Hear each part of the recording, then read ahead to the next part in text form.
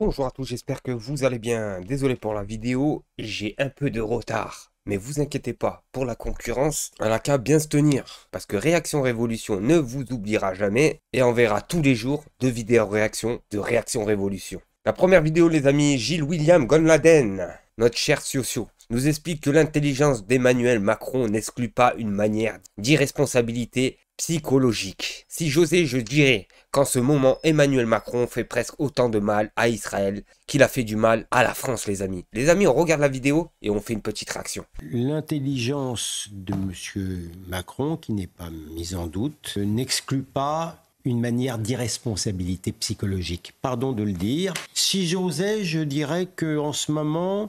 Alors on va se remettre dans le contexte. Hier, Macron s'est exprimé à Benjamin Netanyahou en lui expliquant, noir sur blanc par tweet, « Monsieur Netanyahou ne doit pas oublier que son pays a été créé par une décision de l'ONU, par conséquent, il ne devrait pas s'affranchir des décisions de l'ONU. » Et on voit bien que tous les sociaux viennent tous sur les émissions TV français pour nous expliquer le contraire. En crachant sur qui? Sur Emmanuel Macron. Pourquoi? Parce que la France ne soutient plus, et je mets des guillemets avec le soutien plus, Benjamin Netanyahou, le criminel de guerre, les amis. M. Macron fait presque autant de mal à Israël qu'il a fait du mal à la France. Vous voyez à peu près. Et chaque mot est pesé. Donc je pense qu'il y a la déclaration d'hier. Je pense qu'il a fait peut-être plus mal à la France, si vous Oui, permettez. c'est ce que je viens de vous dire. Peut-être plus. C'est ce que je viens de vous dire. Je viens de vous dire qu'il a presque fait autant de mal à Israël, il a fait du mal à la France. Je le pense, très sincèrement. Donc, pardon, c'est quand même une limite à la... Allons-y. Oui. Bon, donc là, sa déclaration d'hier, elle a marqué tous les esprits. Il y a peu de gens qui ont le courage de défendre sur le plan historique son mensonge. Mais très sincèrement, je pense, le drame, c'est que je pense qu'il pensait ce qu'il disait. Bon, aujourd'hui, il ignore la situation historique. Sur cette deuxième vidéo, les amis, Manuel Bompard de la France Insoumise nous explique que Michel Barnier ne veut pas faire de compromis. Il compte utiliser le 49.3 pour passer en force le budget alors que nous avons déjà obtenu des victoires en commission pour dégager de nouvelles recettes. Les amis, on regarde la vidéo et on fait une petite réaction. Runacher a ouvert la porte à l'augmentation de la fiscalité sur le gaz. C'est vrai que c'est une énergie fossile et pourtant vous dites non. Non, je dis non parce que ça soit sur le gaz, que ça soit sur l'électricité, les factures elles ont très largement augmenté. Les factures d'électricité elles ont augmenté de plus de 40% sur les 2 dernières années. Donc je dis aujourd'hui que faire croire que ce serait une mesure de transition écologique, de faire porter encore plus la responsabilité financière sur les usagers, sur les citoyennes et les citoyens, ça me paraît complètement inacceptable. Mais il a bien raison, Manuel Bompard. Parce que moi, personnellement, je suis pas l'un des pires. Mais pourtant, je paye plus de 170 € par mois d'électricité. Alors si on écoute leur raisonnement, ils vont multiplier par 4 le chiffre de l'électricité. Du coup, combien moi je vais payer, les amis? Comment je vais faire pour payer? C'est pas possible. Et des personnes comme moi, on est des millions. Je pense qu'on va devoir rallumer les bougies, les amis. Parce que la France est en train d'excéder dans le Moyen-Âge, les amis. Aujourd'hui, la priorité, bien sûr qu'il faut investir dans la transition écologique. Et j'observe que le budget de Michel Barnier est en recul sur ce sujet. Par exemple, sur les investissements dans la rénovation thermique des logements. Je dis, c'est certainement pas aux ménages d'assumer encore la charge d'une augmentation du prix du gaz ou d'une augmentation du prix de l'électricité.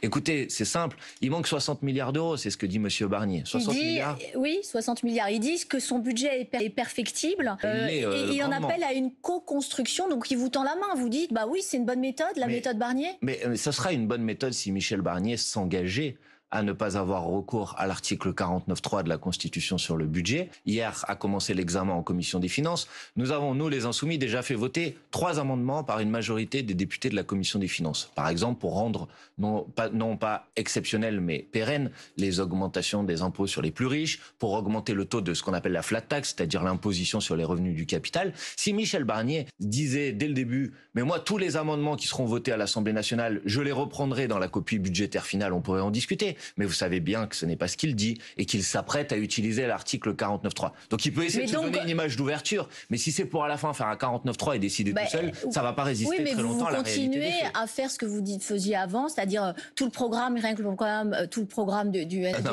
Front populaire. On peut pas imaginer un budget de compromis en se disant chacun est un petit peu gagnant. Madame, ne me faites pas, s'il vous plaît, porter à moi la responsabilité. Écoutez, Monsieur Barnier a dit dès le début de l'examen budgétaire, il y aura un débat à l'Assemblée, mais il y a quelque chose qui changera pas, c'est que sur les 60 milliards d'euros, c'est 20 milliards de nouvelles recettes et 40 milliards de réduction dans la dépense publique. C'est ce que Monsieur Barnier a dit. Donc, si vous appelez ça une ouverture dans la discussion, on n'a sans doute pas la même conception d'une ouverture dans la discussion. 60 milliards d'euros, c'est ce qu'Emmanuel Macron a supprimé aux recettes de l'État depuis qu'il est arrivé au pouvoir, c'est ce qui manque. Moi, je pense qu'il est possible d'aller chercher 60 milliards d'euros de recettes supplémentaires et il n'y a pas besoin pour ça de s'en prendre au peuple. Donc, ce sera la censure pour vous, quoi qu'il arrive. S'il y a le 49.3. Bien évidemment, à partir du moment où le gouvernement de Michel Barnier aura recours à l'article 49.3, nous déposerons une motion de censure. Et là, nous verrons si les hypocrites dont on a parlé tout à l'heure, qui font des grands mots sur les plateaux de télévision contre les mesures de Michel Barnier, passent enfin de la parole aux actes. Et c'est ça que je comprends pas, les amis, sur les plateaux TV. À chaque fois qu'un présentateur parle avec un député de la France Insoumise ou du nouveau Front Populaire, on nous explique, nous Français, nous moutons, que ça serait le nouveau Front Populaire qui aurait tort de dire tout le programme, rien que le programme, et point final. Ils ont été élus pour ça. Et c'est pour ça que je vous le dis en France. Et c'est pour ça que je vous le dis qu'en France, c'est plus une république, mais une royauté qui règne à l'Élysée, les amis. Et sur cette vidéo, les amis, Renaud Guirard nous explique que la réaction de Benjamin Netanyahou à la suite des propos d'Emmanuel Macron sur Israël, il a interprété ces phrases comme un lâchage d'Israël par un vieil ami d'Israël. Les amis, on regarde la vidéo et on fait une petite réaction. Il a interprété cette phrase comme un lâchage d'Israël par un vieil ami d'Israël. Il faut se rappeler que le général Koenig, le ministre de la guerre du général de Gaulle à la fin de la Deuxième Guerre mondiale, a beaucoup aidé Israël dans sa création.